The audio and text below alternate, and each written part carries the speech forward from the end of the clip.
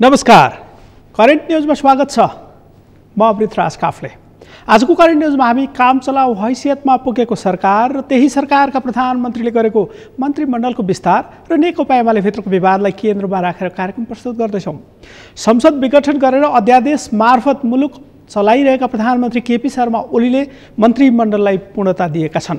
बिहिबार प्रधानमन्त्री केपी शर्मा ओलीले माओवादी केन्द्र छाडेर एमाले प्रवेश गरेकी ज्वाला कुमारी शाहसँगै जसपा नेता राजकिशोर यादव समेतलाई नयाँ मन्त्री बनाएका छन्। प्रधानमन्त्री ओलीले कास्कीका नेता तथा पूर्व सांसद खगराज अधिकारीलाई गृहमन्त्री नियुक्ति गरेका छन्। एमाले भित्रको विवाद उत्कर्षमा पुगेका बेला एमाले भित्र माधव कुमार नेपाल समूहका नेता मानिने गणेश पहाडीलाई समेत प्रधानमन्त्री ओलीले मन्त्री नियुक्त गरेका छन्। विपक्षमा रहेका दलहरूले संसद पुनर्स्थापना गर्न र काङ्ग्रेस सभापति शेरबहादुर देउवालाई प्रधानमन्त्री नियुक्त गर्न माग गर्दै सर्वोच्चमा दायर गरेको रिटमाथि सुनवाई चलिरहेका बेला प्रधानमन्त्री ओलीले मन्त्रीमण्डल विस्तार गरेका छन्। राष्ट्रपतिले नियुक्त गरेका मन्त्रीहरू विवादित समेत रहेको देखिएको छ। वन तथा वातावरण मन्त्रालयको जिम्मा पाएका नारदमुनि राणा रातो पासपोर्ट दुरुपयोग गरेको आरोपमा मुद्दा झेलिरहेका व्यक्ति छन्। सर्वोच्चमा उनी विरुद्ध दायर भएको मुद्दाको अन्तिम किनारा लागिसकेको छैन। गृहमन्त्री रहेका रामबहादुर थापालाई सर्वोच्चले काममा नलगाउन आदेश दिएपछि रिक्त रहेको मन्त्रालयमा कास्कीका एमाले नेता खगराज अधिकारीलाई प्रधानमन्त्री ओलीले मन्त्रालयको जिम्मा लगाएका छन्। यसअघि गृहमन्त्रीमा प्रधानमन्त्रीका विश्वासिलो पात्रका रूपमा चिनिने महेश बस्नेतलाई गृहको जिम्मा दिन लागेको भनेर हल्ला समेत चलाइएको थियो। तर अन्तिममा नेता अधिकारीले गृहको नेतृत्व पाएका छन्। करेन्ट न्यूजको पहिलो खण्डमा मन्त्रीको जिम्मा पाएकाहरूको यो भनाइ हेरौँ।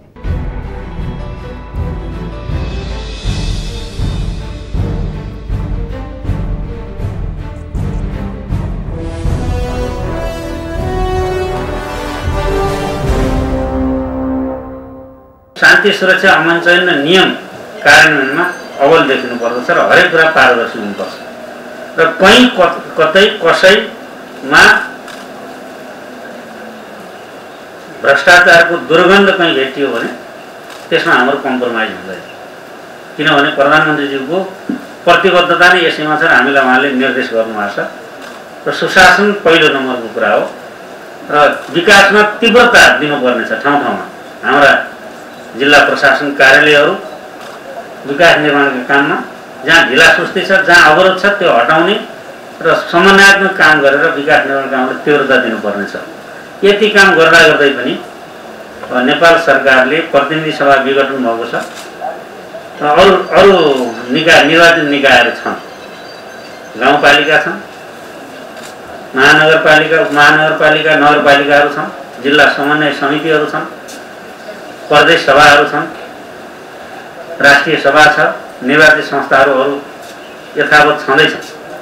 त्यसका बावजुद सरकारको उत्पत्ति स्थल प्रतिनिधि सभाको निर्वाचनको मिति तोकिएको छ। निर्वाचनलाई भएरै निष्पक्ष र विश्वासिलो बनाउने कुरामा हाम्रो तर्फबाट कुनै कसर बाँकी नराख्ने गरेर हामीले योजना बनाउनुपर्छ र त्यसमा तपाईँहरूले तुरुन्तै कार्ययोजना बनाएर हामी कसरी अगाडि बढ्न सक्छौँ सबैको विश्वास लिएर।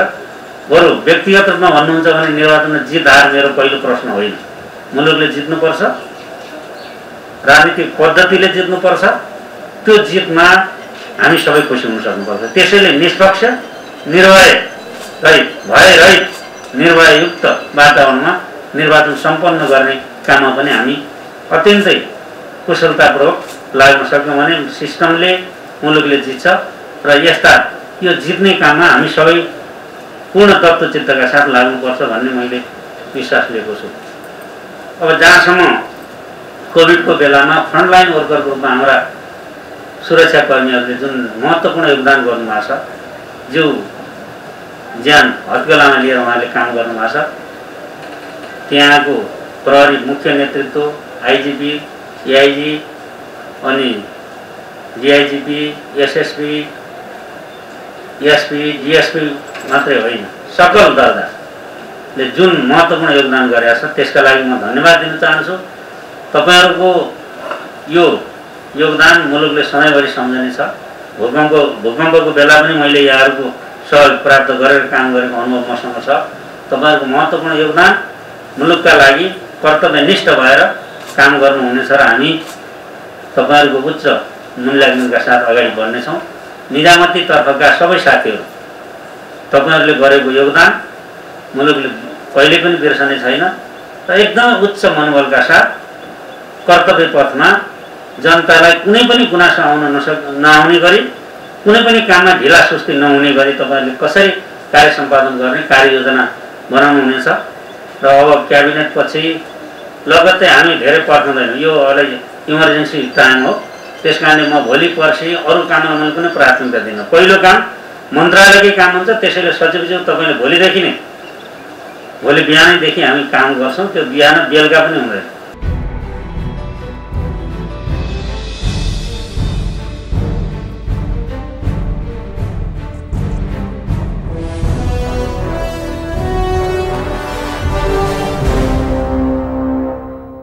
प्रधानमन्त्री केपी शर्मा ओलीले मन्त्रीमण्डल हेरफेर गर्दा एमालेको माधव कुमार नेपाल समूहका नेताहरूलाई समेत मन्त्रीको जिम्मेवारी दिने आकलन गरिएको थियो। कतिपयले योगेश भट्टराई, सुरेन्द्र पाण्डे र गोकर्ण विष्ट लगायतका नेताहरू मन्त्री बन्न लागेको भनेर हल्ला समेत चलाएका थिए। तर हल्ला चलाइए जस्तो नेता नेपाल समूहका एकजना बाहेक अन्य नेताहरू भने सरकारमा सहभागी भएनन्।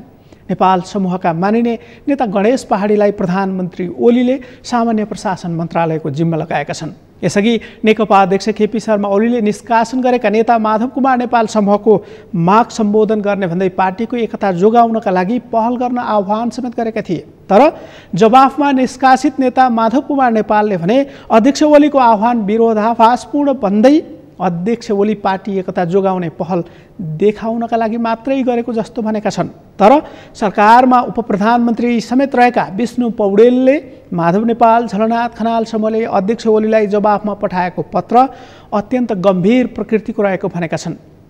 अध्यक्ष केपी शर्मा ओलीले उदार र खुला विचारका साथ गरेको आह्वानलाई अस्वीकार गर्नु भनेको नेपाल खनाल समूह पार्टी एकताको पक्षमा नरहेको बुझ्न बाध्य बनाएको उनको भनाइ छ। आफ्नो पार्टीको प्रधानमन्त्री हटाएर विपक्षी दलको व्यक्तिलाई प्रधानमन्त्री बनाउने खेल सफल नहुने समेत उनले बताएका छन्। पार्टीका आम कार्यकर्ता एकताको पक्षमा रहेको अवस्थामा नेपाल खनाल पक्ष कुनै पनि हालतमा विपक्षी दलको नेतालाई प्रधानमन्त्री बनाउन लाग्नु, आफ्नो अडानबाट पछि हट्न नखोज्नु पार्टी एकताको लागि घातक भएको उनको टिप्पणी छ। यस्तो खेलमा लागेका व्यक्तिहरू अलग हुन सक्ने तर पार्टी विभाजन हुन नसक्ने उनको दाबी छ। अध्यक्ष ओली रहेको संस्थापन पक्षले पार्टी एकताको लागि अन्तिमसम्म कोसिस गर्ने नेता पौडेलको भनाइ छ। करेन्ट न्युजको अबको खण्डमा मन्त्री पौडेलको यो भनाइ हेरौँ।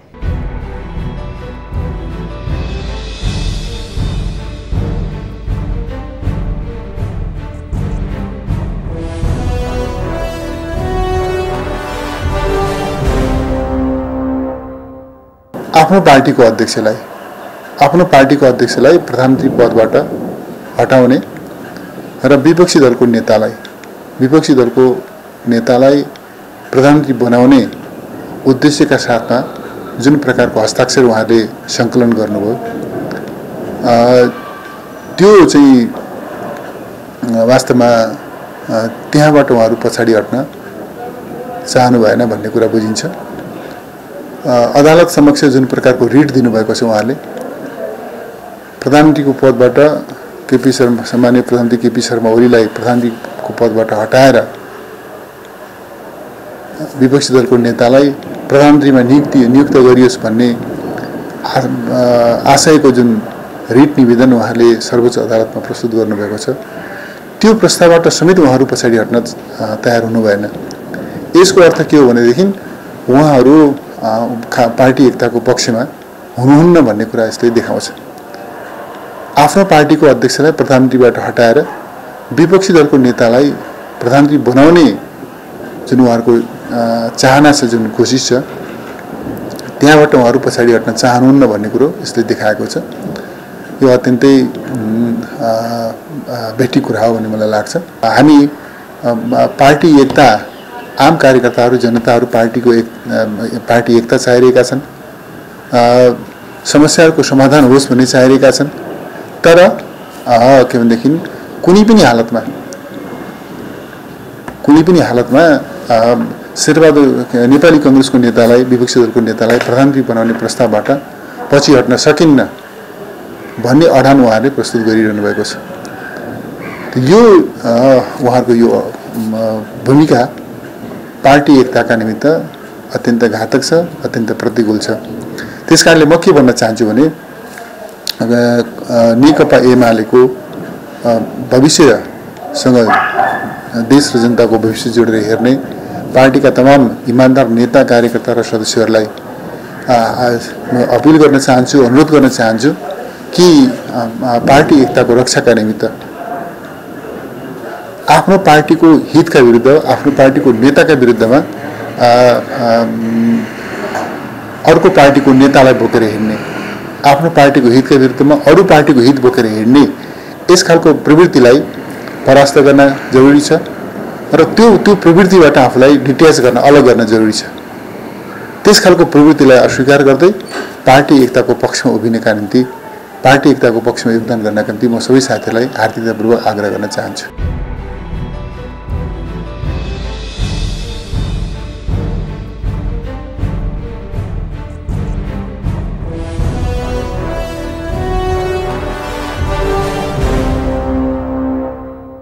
नेकपा एमाले भित्र विवाद उत्कर्षमा रहेका बेला प्रधानमन्त्री केपी शर्मा ओलीले भने मन्त्रीमण्डल पुनर्गठन गरेका छन्। प्रधानमन्त्रीले मन्त्रीमण्डल विस्तार गर्दा नेपालको संविधान अनुसार मात्रै भनेर राष्ट्रपतिले मन्त्री नियुक्त गरेकी छन्। यहाँसम्म कि राष्ट्रपतिले मन्त्री नियुक्त गर्दा नेपालको संविधान 2072 समेत उल्लेख गरिएको छैन। यसको मतलब राष्ट्रपति कार्यालय नै अलमलमा परेको देखिएको छ। संविधानको कुन धारा अनुसारको सरकार हो भन्ने विषय सर्वोच्च अदालतमा समेत प्रवेश गरेको अवस्थामा राष्ट्रपतिले समेत संविधानको कुनै धारा उल्लेख गरेकी छैनन्। अहिलेका प्रधानमन्त्री केपी शर्मा ओली संविधानको धारा 76 को 3 अनुसार अर्थात् संसदमा रहेको सबैभन्दा ठूलो दलको नेताका रूपमा शपथ लिएका थिए। त्यो धारा अनुसार गठन भएको सरकारले 30 दिनभित्र संसदमा विश्वासको मत लिनुपर्ने संवैधानिक व्यवस्था छ। तर प्रधानमन्त्री ओलीले संसदमा विश्वासको मत लिएनन्, बरु आफूले बहुमत जुटाउन नसक्ने भन्दै वैकल्पिक सरकार गठनका लागि मार्ग प्रशस्त गर्ने बताएका थिए। तर त्यही दिन प्रधानमन्त्री ओलीले राजपाको एउटा समूहको हस्ताक्षर लिएर राष्ट्रपतिसँग प्रधानमन्त्रीमा दावी गर्न पुगेका थिए। अर्कातर्फ कांग्रेस सभापति शेरबहादुर देउवाले समेत एमालेको माधव कुमार नेपाल समूहका सांसदसँगै जसपाको अर्को समूह र माओवादी केन्द्रसँगै कांग्रेसका सांसदहरूको हस्ताक्षर लिएर प्रधानमन्त्रीमा दावी गर्न राष्ट्रपति कार्यालय पुगेका थिए। तर राष्ट्रपति विद्यादेवी भण्डारीले भने केपी शर्मा ओली र शेरबहादुर देउवा दुवैको दावी प्रधानमन्त्रीका लागि नपुग्ने भन्दै कसैलाई पनि नियुक्ति नगरेर बहाल रहेका अहिलेका प्रधानमन्त्री ओलीलाई नै निरन्तरता दिएकी छिन्। त्यसै विरुद्ध सर्वोच्चमा दायर भएको रिटमाथि सुनवाई चलिरहेको छ। सुनवाई असार 15 सम्म सकिने र फैसला आउन सक्ने समय देखिएको छ। यस्तोमा सरकार भने मन्त्री थपघट गरिरहेको छ। करेन्ट न्युजमा केही विश्रामपछि अन्य विषयसहित उपस्थित हुनेछु, हेर्दै गर्नुहोला।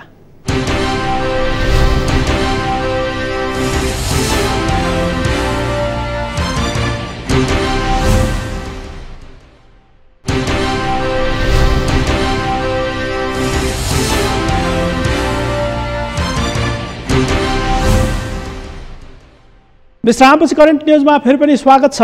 आजको करेन्ट न्युजमा हामी एमाले भित्रको विवाद उत्कर्षमा पुगेका बेला भएको मन्त्रीमण्डल विस्तार र सर्वोच्चमा दायर भएको रिटको सुनवाईका बारेमा चर्चा गरिरहेका छौँ।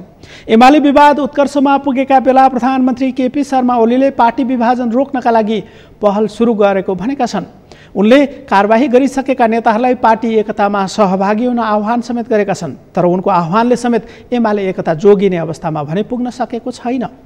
पार्टी विभाजन रोक्ने पहल गरिरहेका नेता गोकर्ण विष्टले सर्वोच्च अदालतले दिने जुनसुकै फैसलालाई स्वीकार गर्ने गरी सहमति र एकता बनाउन सकिने बताएका छन्।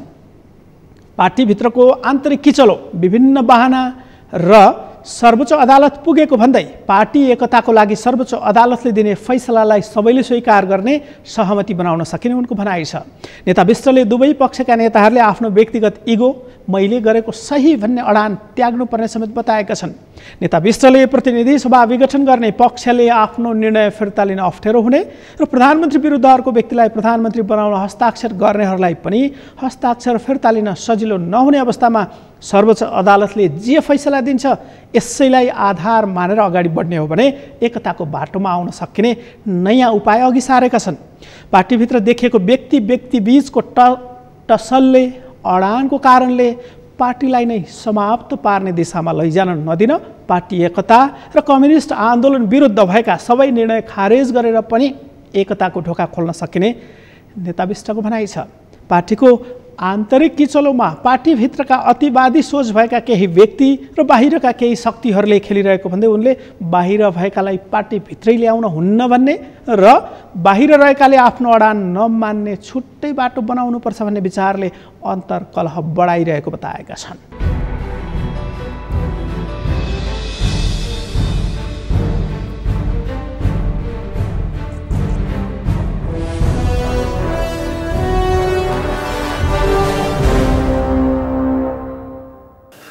प्रतिनिधि सभा विघटनलाई सम्मानित अदालतले सदर गरेको अवस्थामा पनि पार्टीलाई एकताबद्ध गरेर निर्वाचनमा जाने गरी त्यो हिसाबले कसैको जित र हारलाई विषय नबनाइकन जस्तो अवस्थामा पनि एकताबद्ध बनेर जाने गरी पनि निकास खोज्न सकिन्छ। यसमा कुनै समस्या छैन। अहिले चाहे पार्टी अध्यक्ष प्रधानमन्त्री केपी शर्मा ओलीले महन्त ठाकुरजी सहितको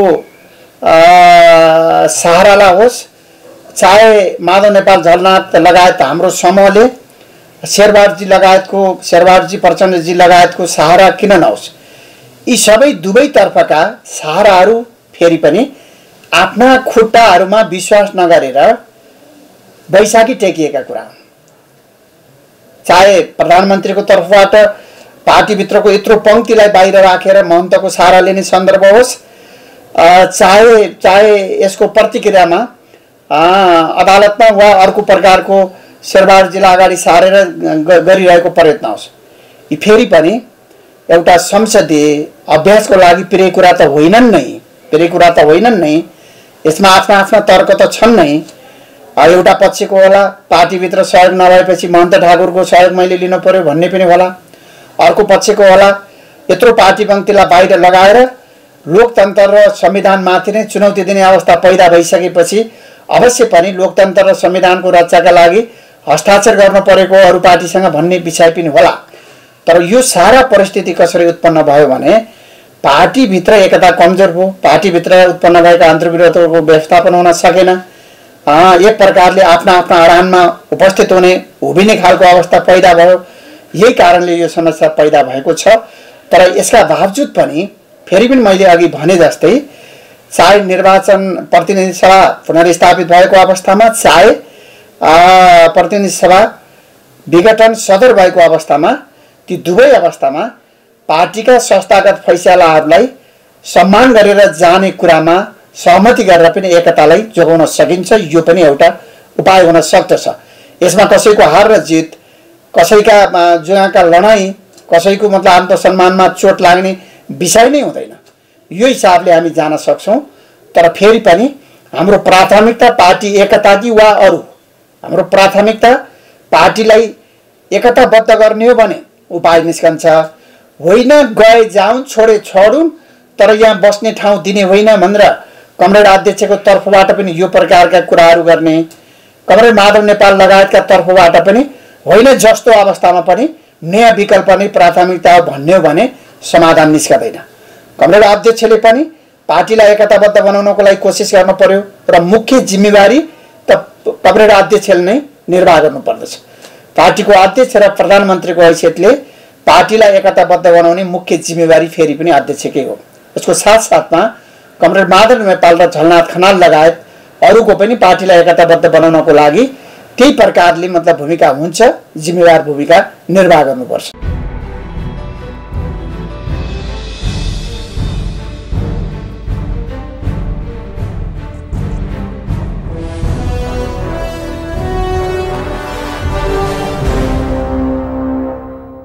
एमाले विभाजनको अवस्थामा पुग्नका लागि यसअघि भएका कतिपय राजनीतिक घटनाक्रमले समेत काम गरेको छ। तत्कालीन नेकपा हुँदा अध्यक्ष केपी शर्मा ओलीको कार्यशैलीलाई लिएर पार्टीभित्र गम्भीर मतभेद देखिएको थियो। अध्यक्ष ओली एकातिर त अर्कातिर तत्कालीन नेकपाका अर्का अध्यक्ष प्रचण्डसँगै वरिष्ठ नेताहरू माधव कुमार नेपाल र झलनाथ खनालसम्मको मोर्चाबन्दी बनेको थियो।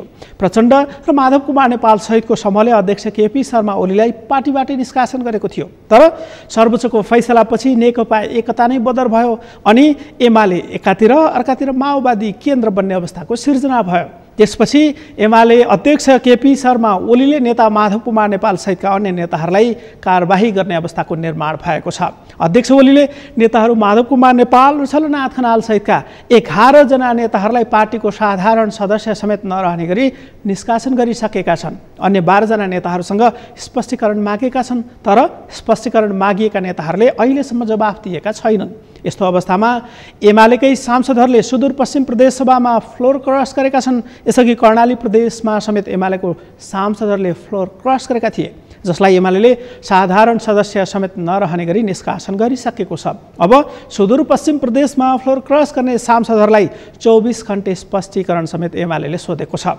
सुदूरपश्चिम प्रदेशसभामा फ्लोर क्रसको अवस्था आउँदा गण्डकी प्रदेश सरकारले समेत बिहिबार विश्वासको मत लिएको छ। के भयो गण्डकी प्रदेशसभाको बिहिबारको बैठकमा, हेरौँ यो विषय।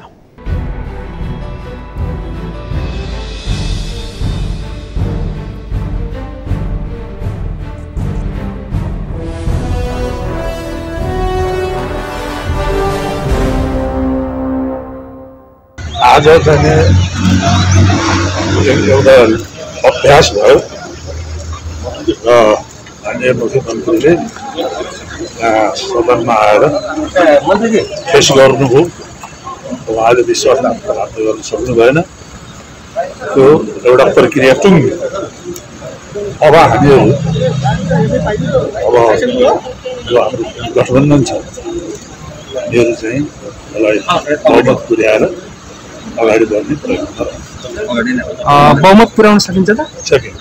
आधार अहिले खोल्ने जरुरत छैन। भोलिको प्रदेश प्रमुखले बोलाएको बेलामा हामी बहुमतका साथ त्यहाँ उपस्थित हुन्छौँ। भनेपछि मुख्यमन्त्री हुनेमा विश्वस्त हुनुहुन्छ? जब बहुमत भइसकेपछि मुख्यमन्त्री हुने अटोमेटिक छ। जस्तो बजेट ल्याउन पर्ने एकदम सन्मुखमा छ, तुरुन्तै बजेट ल्याउन पर्ने छ, नीति तथा कार्यक्रम छ, त्यसको लागि के छ? यही हाम्रो पनि कुरो के हो भने विश्वासको मतलाई यो अन्तिम समयमा दिइदिएको कारणले गर्दाखेरि बजेट निर्माणको समस्या छ। तर हामीमाथि जिम्मेवारी आइसकेपछि हामी त्यसलाई म्यानेज गर्छौँ, समयमै बजेट ल्याउँछौँ, नीति कार्यक्रम। आज किशोर थापालाई फकाउनु भएन तपाईँहरूले? पहिला त्यो शब्द तपाईँले वापस गर्नु, कोही कसैले फकिँदैन। उहाँलाई अनुरोध हामीले गरेर हो है।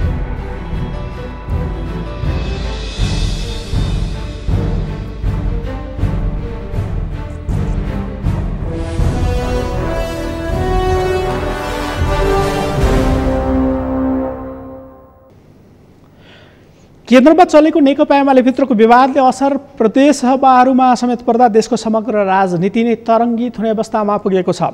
संसद विघटनको विषयमा सर्वोच्चमा परेको रिटमाथि सुनवाई सुरु भएको छ। यदि संसद पुनर्स्थापना हुने अवस्था बन्यो भने सरकारले अध्यादेशबाट ल्याएको बजेट समेत पारित हुन समस्या पर्नेछ। तर सर्वोच्चमा मुद्दामाथिको सुनवाई सुरु भएकाले अदालतको फैसला के हुन्छ भन्ने थाहा पाउनका लागि केही समय भने पर्खनै पर्ने अवस्था छ। सर्वोच्चले गर्ने फैसलाले नेपालको आगामी राजनीति समेत निर्देशित हुने अवस्था बनेको छ। संसद अहिले दोस्रो पटक विघटनको अवस्थामा पुग्नुको कारणका रूपमा नेकपा एमाले भित्रको विवादले समेत काम गरेको छ। एमाले विभाजन हुने अवस्था आएपछि अध्यक्ष केपी शर्मा ओली र वरिष्ठ नेता माधव कुमार नेपालका बीचमा विवाद समाधानका लागि छलफल गर्ने सहमति समेत यसअघि जुटेको थियो।